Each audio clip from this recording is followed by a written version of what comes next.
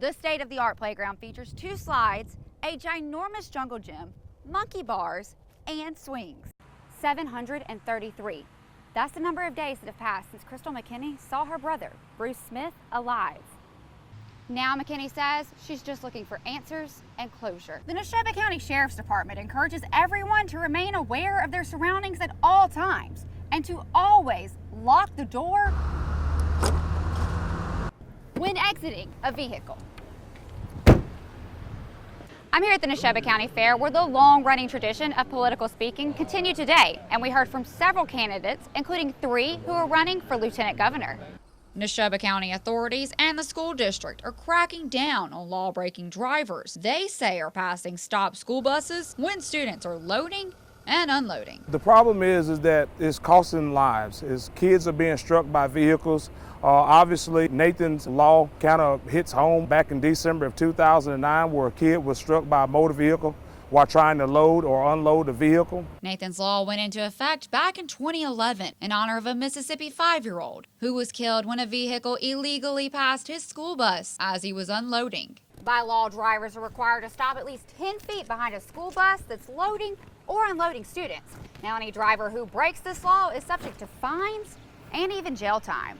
Neshoba County School District Resource Officer Lindsay Kidd says drivers breaking Nathan's law is something he has seen way too much of across the state and in the county. I've seen drivers, motorists passing school buses on the side of the shoulder, on the side of the road, and in other lanes, passing the buses while the stop sign are out. We have cameras on the bus, and we have some drivers that take pictures of the tags that drivers are doing when they're passing the buses while they're loading and unloading kids. This individual just passed a school bus. Kidd says he's already stopped several drivers for passing school buses this school year alone. And you passed the school bus while the stop sign was out.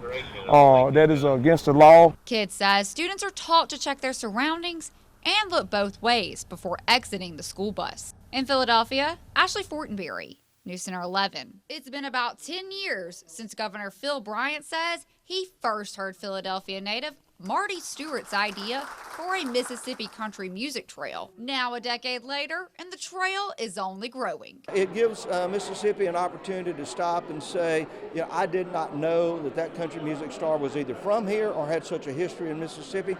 People come from all over the world to see them. There's photographs from people in Germany and Japan and Switzerland that come to Mississippi just to stand and view these country music markers. Governor Bryant, Marty Stewart, and other special guests came to the Fair City to celebrate the trail's 5 new markers, honoring Johnny Cash, Jerry Lee Lewis, Steve Azar, Marty Gamblin, and a second Jimmy Rogers edition. Please make welcome the esteemed Phil Bryant. Gamblin has spent nearly 40 years in the business and represented some of music's biggest names, like Alan Jackson and Glenn Campbell. Gamblin says it feels amazing to be part of such a special group of people. You always have the question, why me? But it's, I'm honored and certainly very appreciative of the fact that they recognize me.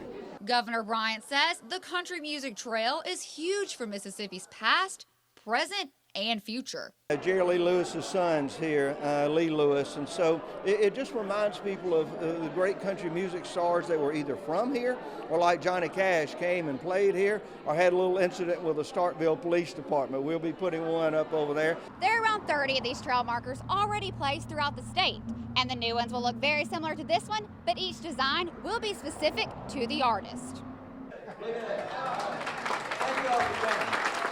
In Philadelphia, Ashleigh Fortenberry, News Center 11.